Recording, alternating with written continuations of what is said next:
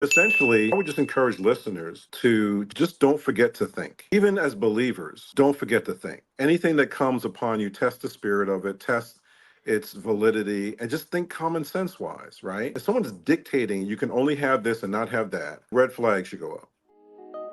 Welcome to the Christian Citizen, part of the ministry of U.S. Pastor Council. We take head on the mission of restoring godly citizenship as an effective ministry of the local Bible-believing pastor and church. Man calls it politics, but God calls it ministry, and our mission of, by, and for pastors is to bring a united biblical voice to the critical issues of our day. Scripture speaks to all issues impacting lives, and so should our pulpits. Join us for today's program.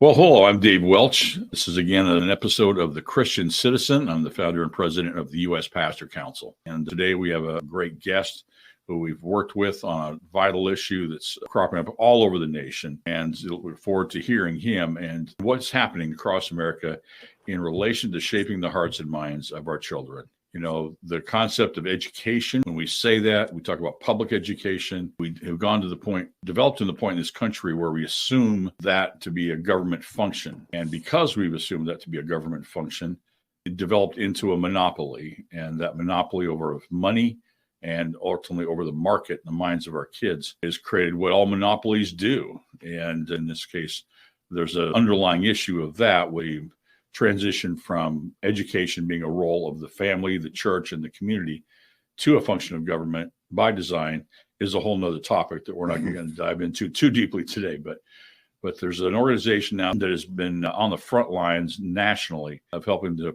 promote the concept of educational empowerment for parents. You can call it school choice, but ultimately giving parents some of their own money back to be able to fund the education of their children in a setting that's most conducive to their own values, to the best of that particular child, without being forced into a one-size-fits-all government system by taxation without options. So that issue is front and center here in Texas. It is currently because we have the primary still underway in relation to Republicans specifically who went against the governor and opposed school choice, that a number of them, in fact, 11 of them lost their seats in the primary. We're now moving into the runoff election. And that's a major issue in every single one of those, including in the state house district in which the Speaker of the House resides. So this is still an ongoing issue now, even, and then as we move forward into what happens in the Texas legislature next year, what's happening nationally in relation to this. And I'd like to welcome a great friend and somebody who has been with us helping here in Texas as well as around the nation. This is Michael Benjamin from the American Federation of Children. Welcome, Michael. Thank you, Pastor Dave. Good to be here. Good to see your face again. Better to be viewed, seen than viewed, right? So that's always right. Appreciate it, yeah. Absolutely. Well, tell us a little bit about Michael Benjamin and a little bit about the American Federation of Children. Well, I'm in Florida. That's one thing, right? So we've had school choice for a little bit now, but as one of the architects of educational choice in Florida, I can tell you it's been a very long road from, I'd say, 1999, 2000. Some programs started in its infancy, but most would know the Step Up for Students or the Florida Tax Credit Scholarship Program, as it were, that started in 2002 with the first scholarships going out in January of 2002. And at that time, there were 15,000 kids eligible who would qualify for free or reduced lunch. And they didn't necessarily have to be on free or reduced lunch, but they did have to qualify for that ratio of family size and income. And it's grown from that to, I would say, early part of 2023, somewhere around 264,000. And then in May of 2023, opened up to all 3.4 million K through 12 students throughout the state. And we've seen this boom happen across the nation. I think a lot of it was precipitated by the pandemic, where parents got firsthand knowledge of what their children were learning or not learning. And, you know, we all went into crisis mode for online learning really fast. Some school districts closed unnecessarily and did not open back up. That put parents in quite a situation. And then given the fact that most that availed themselves of the scholarship typically were lower income working class families, many with more than one job, they had to leave their children home with some type of iPad or computer or something of that nature. And At that age, even the most well-intentioned students don't necessarily sit in front of a screen that's not a live instructor very long. And you have a lot of anecdotal things like a parent will come home and find a kid falling asleep or watching ESPN. And, they hung in there for a couple of hours, but then things happen. But when you think about that, most children in the United States were not getting a year's worth of education in a year's time. And then the pandemic put everyone even further behind. It really makes you wonder what happened during that time to children's educational future. And then for some that were transitioning from middle school to high school, going from high school to college, going from their sophomore year to their junior year, all critical times where the next level is upon them and there's an adjustment that has to be made. They did not make that normal adjustment, which could be challenging in and of itself, but had to do it from home. And then you have just normal human frailty issues or people on top of each other. You don't get the normal respite that you might, as much as you love your family members. It's a lot different, if I gave you the space of your neighborhood or I put you all in one room, like you're huddling up for a hurricane and you had to stay there for 2 weeks. Relationships get strained, things just happen. And then parents become not only parents, but instructors. Then if we already try and monitor screen time for kids, just by default, they're on screen time just to do their academics. So now you start talking about blue light and all of these kind of things and what it does to the brain and all that kind of stuff. And it's just very interesting what has happened since the pandemic. But I'll end on this for this piece is that parents came out saying, look, I want to take control of my children's educational future. And I'm not exactly sure that a lot of parents' belief of what their children were getting after the pandemic, if you compared their thought process, they'd be like, look, I don't know if I want to go back to that. And while I can't educate my child at home, maybe I can find some type of common area, a rec center, common room, a church which is not being maximized Monday to Friday. And you can have retired school administrators in the congregation kind of monitor having neighborhood kids, let's say, a half dozen families in the neighborhood decide to bring their kids to one location where they trust at a church, and they can have a couple of church members that used to be educators kind of help them. And then things out of that, mini schools started, things like that. And so we've seen a lot of ingenuity, which in monopolies typically don't happen. You don't get that customized education to meet the children where they are. You don't necessarily listen to your customer because you got one place to shop. Instead of listening to your customer, they dictate to their customer. And so I think that's put us in a point where we've seen this boom across the country. Absolutely. Well, in terms of educational achievement and relation to funding, and one of the things that is, of course, thrown out there as an opposing point, especially not just here in Texas, but I've been hearing this for the 40 years I've been involved in this issue, is that any diversion of funding to parents from going into the government school system will harm, quote, harm our public schools. And which, of course, just on its basic principle, and historically, that in any marketplace, the competition always overall improves quality because it forces everyone to up their game. But just on a sense of, in Florida, for example, as those numbers have increased, what have you seen happen corollary in the government school system? And has there been overall improvements? How do you see things happening on that level? Well, we have a nice amount of history and data now for some 22 years. And these arguments, these positions, the rhetoric that people have been given on the opposing side, oh, by the way, they don't abide by what they object to. They have educational choice themselves, but don't want others to have it, right? They'll put their kid, if they have a school they're assigned to that's subpar and they're assigned to by their zip code, you better believe they're either moving and putting their kid in a better public school, or they're putting their kid in private school or some other choice program. But essentially what happens is when these scholarship programs come about, these scholarship programs, like in Florida, it actually saves the state money by the way that it operates, right? So it's typically operating somewhere around a third of what the funding mechanism is, right? So if you have local, state, and federal funding, the local and the federal stays, even if a child avails so a student avails himself of a scholarship, that money does leave. So like when people say it, takes money from the public schools, if you want to be technical, yeah, you could say it does. But it'd be like saying, out of $1.50, I may take 50 cents, but the simplest way to put it is child does leave and a third of it does leave, but you're left with 2/3 with one fewer student to educate.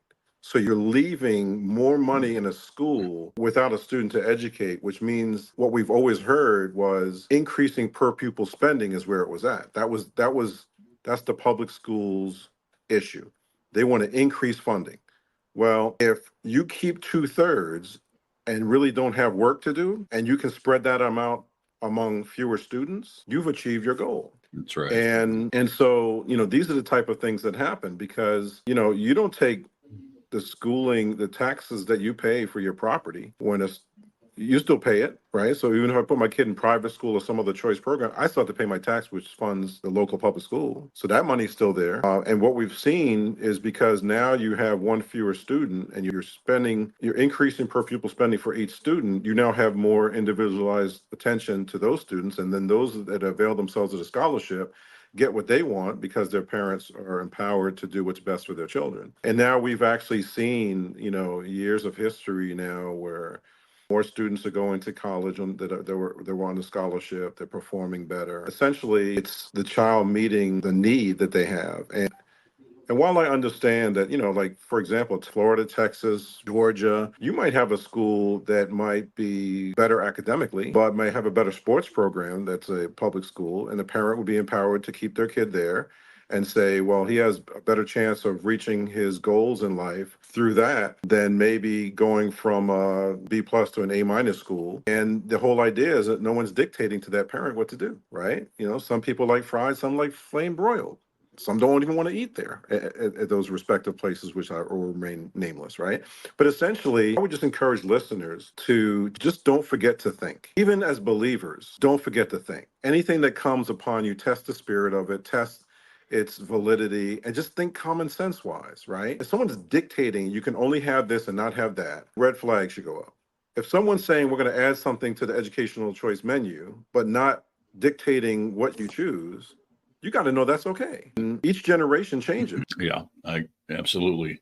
If you're a family of faith and you believe that training your child, educating your child in conjunction with the teachings of your faith, that others can't separate the two, that the principles that Scripture teaches, for example, about the framework of biology and science and philosophy and so forth are integrated as much as like what we call classical education, that they should be able to do so, that having the ability to do that. Now, they currently have that option. For here in Texas, you can homeschool, or you can send your children to a faith-based school, a church school, parochial school, or a charter school. But the issue here, very simply, is this, that the question is, can you afford to do it? And what we find is that, as you said, the families that simply want that and they can afford it, they do it. The families that decide that they must do it and sacrifice, whether it's homeschooling, which is a major sacrifice, or private schooling as well, have to pay double. They pay out of their own pockets, they pay their taxes, they pay for the government system, and then they pay again for whatever education they have to provide for their children. So the concept of making that funding available to those parents now, and again, looking at the percentages of those who actually choose to remove their children from the government school system, initially, of course, is relatively small. But there's still a massive opposition to it and much misinformation about it coming out of the monopoly, if you will, and those defending it. And I guess the question for our pastors and our churches in particular is this: what role should we have of encouraging our parents to take responsibility for educating their children that would create the groundswell, if you will, to support the premise of school choice? With one of the greatest fears, of course, that I hear a lot from both homeschool as well as Christian schools, private Christian schools that do exist, or those that are out there, is, well, we're doing this because we don't want the government telling us how to educate our children. If we then turn around and access those funds coming from government through the form of a educational savings account or scholarship, will that not bring government into our children's education anyway? How do you respond to things like that? You already have a Christian school. Do you think the government's not trying to come in right now? Florida's had the program for, 22 years. And, if anyone would have experienced it by now, we would have. I often tell from, I'd say 2000 to 2007, probably didn't have a day of non-controversy trying to do something to disrupt or take away the program. Probably didn't have 2-3 days gone by before some crisis came up for 7 years. And that is not hyperbole. there was always something trying to happen, but it happens across the board. And that's why there are accountability measures that are put in. But I mean, if you're running a private Christian school, it's the same people who are coming after Christian schools that they're just trying to find ways to get in to do things. But that's why there are accountability measures. That's why there are things that are put in place, laws against, bad actors trying to come in and do these things. So, some people know what they're doing and some don't. Some are a part of things. Some are like, some people just drink the Kool-Aid, and unfortunately, we've become lazy. We don't check facts anymore. We just take what people say as axiomatic because they're in the area of whatever it is, and we think they're experts. They're not. If you want to find the best school when you move to somewhere, who do you ask? Your realtor. Do you think your realtor knows? No, you probably should be asking somebody else, maybe looking at test scores and stuff like that at the Department of Education when you move in somewhere, move to a different state or something. But no, you ask your realtor, right? So, it's just amazing that this stuff is still around. But again, how does you can't hoodwink like 3.4 million people like in Florida, right? So if it's open and it's growing from 15,000 to, let's just say it's, let's just use the last, let's say 300,000, right? To go from 15,000 kids with parents and guardians to grow over that period of time, how do you do that if it's all made up?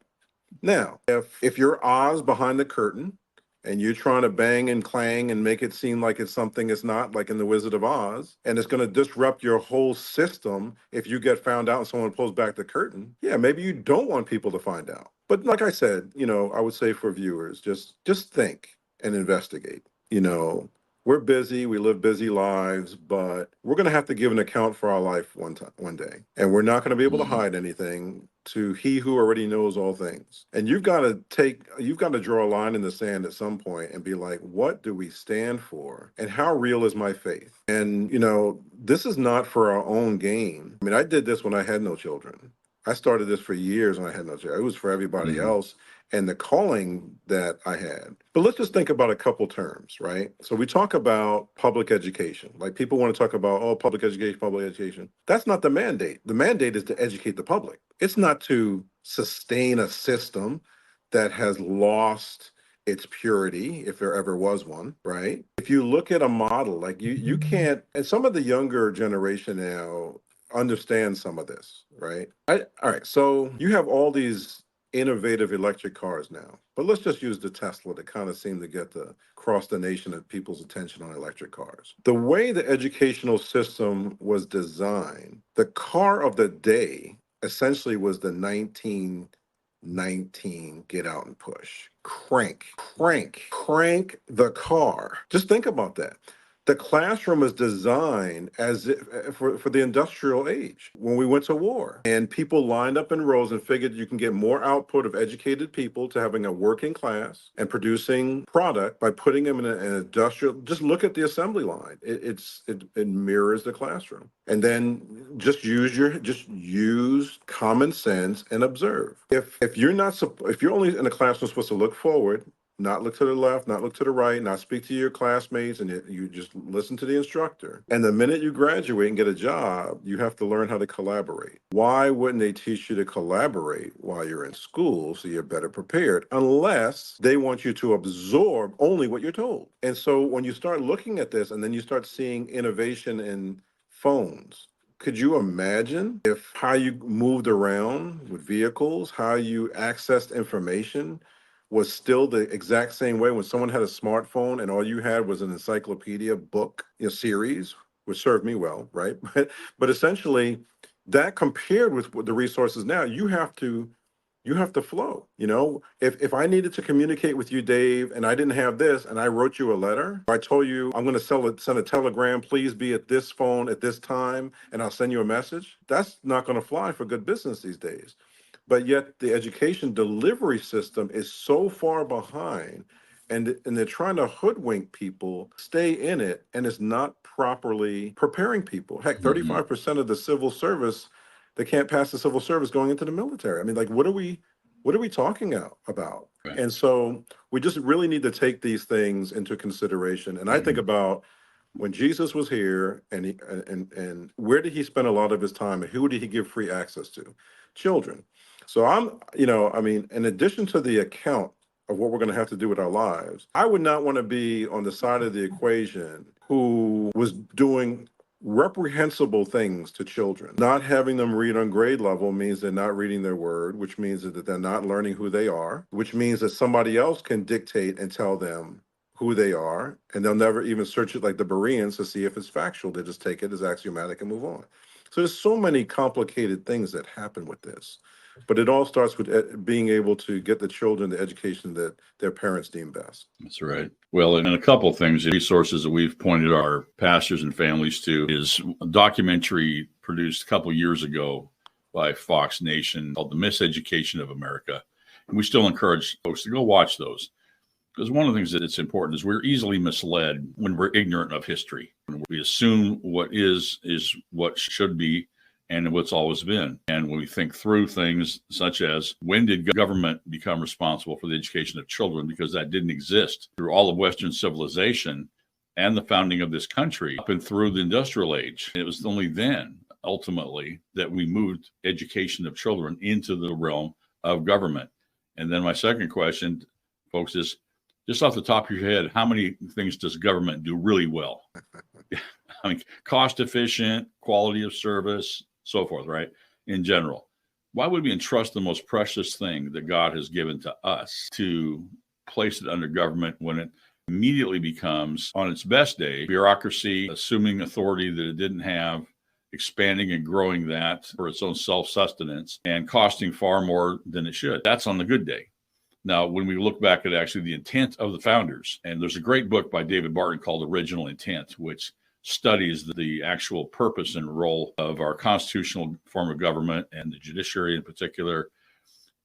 And when the courts look at legislation, when it comes before them, they look at original intent of those who drafted the law. So we look at the original intent of those who are the founders of the government school system, like Horace Mann, John Dewey, and others. They were radical socialist, secular humanists with an intent and design to move children away from their parents, away from their faith, away from family, and to redesign the social structure. And so, look, again, if folks are content with that, that's your choice.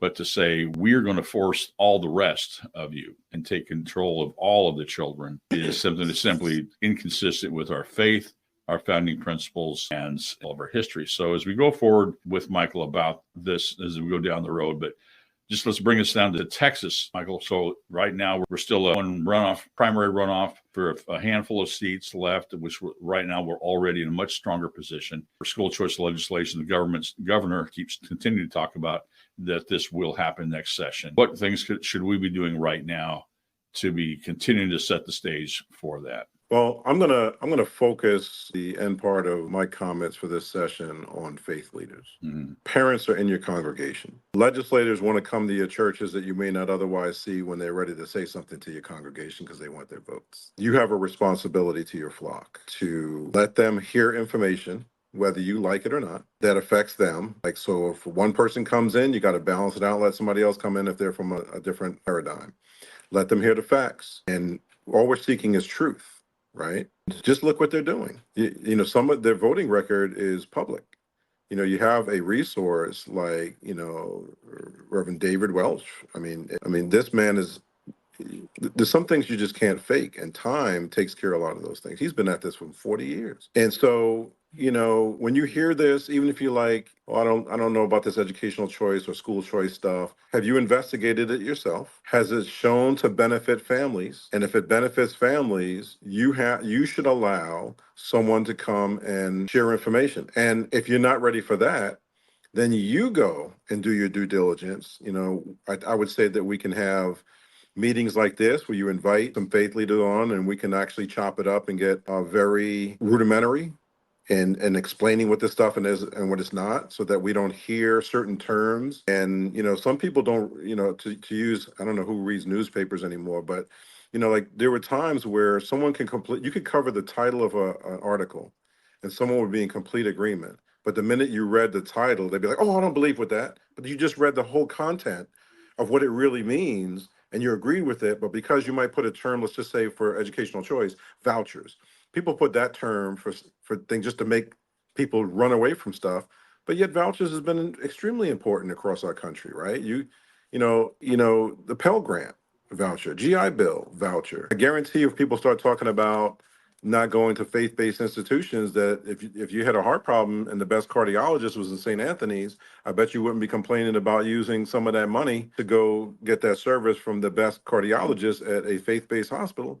And so why is it K through 12 is a problem? Part of the challenge is that it's the unions. They're trying to collectively bargain. They can't collect dues from these private schools. And so they're opposed to them because they can't collect these dues. Now think about it. A charter school is on the books as a public school. So why would the same unions be against charter schools? Because they can't collect dues from that chartered public school either. And let me bring it home to you for real. And I'm going to say it, it may be a little, shocking, but these things happen. If there is an inappropriate sexual contact or relationship with a teacher to a student in a school, and authorities were to come, and the teachers union came, the teachers union, I don't care if it was proven that that instructor had sexually molested the student, the teacher union rep would represent the teacher, not the student. So who is representing the student? Right. It is the parent and it's us. Yes. And so we really just need to think about getting informed and showing up. A lot of times here, like in Florida, when I first co-founded the scholarship program here, there was only one Democrat in the entire state that supported the program. But he had gone to a public school and it didn't work for him, and his mother put him in a Catholic school. And he said, he was a trial lawyer, and he said, I don't understand why I would take that option away. I'm not demanding that this be due, but if it didn't work for me, thank God my mother was empowered to put me somewhere else. And that's all we really want to do. But what we found there were a lot of legislators saying, hey, elect me and I'll represent you at the Capitol. Then they get caught in the machinery of the Capitol and they start representing the Capitol to you instead of you at the Capitol. And you have to continue to put that kind of up to see what they're doing. You now even have, if I remember correctly, someone investigated right now in the state of Texas for using funds incorrectly. And you got to understand that they're doing it and only a couple of them get found out, but they're being held now accountable. And you got to do your part as a leader, as God's people. If not us, because I'm ordained also, but if not us, then who? Right. And we have to make sure we bring parents along. Well, and that's right. There's a lot to unpack in this, but we can argue the funding side, we can argue the fiscal impact, we can argue school funding, in relation to all this. But it's important, and as you pointed out, and this is where our charge is to our pastors. Look, we are the spiritual leaders of our families and our flocks that are called and ordained to teach and equip and send out our families in the name of the Lord to be impacting the world around us with our faith. And the core principles that lead first and foremost to the belief in a holy God and the personal faith and relationship we have with him through Jesus Christ, if separated from any part of our lives, will always lead to decay and destruction. And the concept and the role of the government school system to do that very thing, it was designed to do that, is a good problem, good substantial part of the reason we see what we see in the culture around us today. But so going forward from here, we're going to dive into this deeper, continue to address this. And I just wanted to bring this back up here and show we have a website here for American Federation of Children for pastors who want to, and we'll be pushing this stuff out there to our churches to see the resources of information that they provide. And there'll be much more of that going forward here, getting to the point where we have a basic call that we understand that we're here first and foremost to propagate our faith in everything we do in that setting.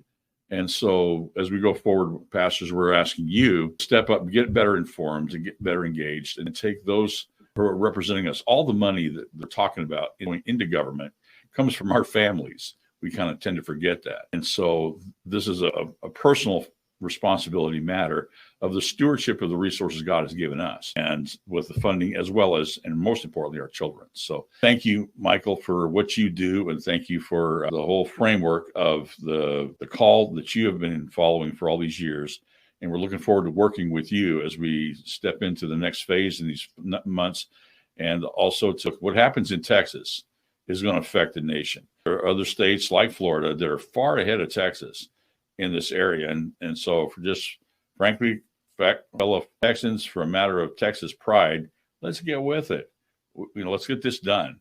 It's time.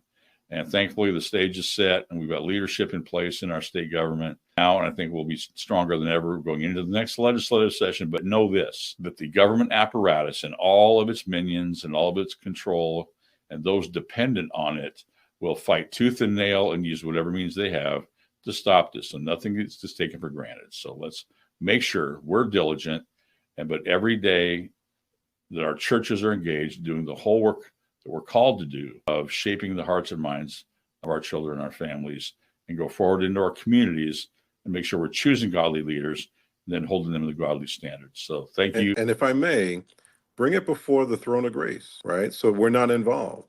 Put it out there and say, hey, Lord, is this thing legit? Is this something you're behind? And if so, regardless of my feelings about it, Galatians 2:20, I'm a dead man walking.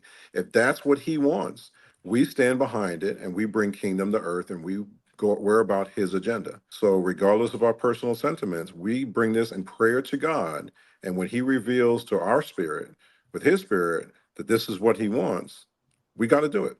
We don't have a choice. Absolutely. Well, thank you again for being part of this podcast episode of The Christian Citizen. And we will continue on in the next episodes to dive into these issues for the sake of, again, restoring the concept of citizenship as a functional ministry of our local church. Thank you. God bless you. Thank you. Bye-bye. As we conclude another enlightening episode of the Christian Citizen Podcast, we want to share a mission that resonates with our values. The U.S. Pastor Council, a beacon of courage, unity, and faith, is calling on you to partner with us. This pastor-led ministry, deeply rooted in biblical principles, aims to empower pastors and their congregations across racial and denominational lines to impact our culture and community through concerted prayer and effective action. Your support and donations can help us build strong, functioning teams of pastors in every corner of our cities, creating a grassroots network that could truly make a difference. Together, we can bring about Christ-centered change in our communities, provide resources for pastors, and connect with our leaders. This is more than just a donation. It's an opportunity to be part of a movement to answer a call that echoes across the plains of Texas and even coast to coast. It's a chance to unite under a common cause and make a real impact. So we urge you, our listeners, to donate today and join us in our mission to bring about true transformation. Together, we can answer the call. Visit us at uspastorcouncil.org. That's uspastorcouncil.org. Thank you for being a part of this journey.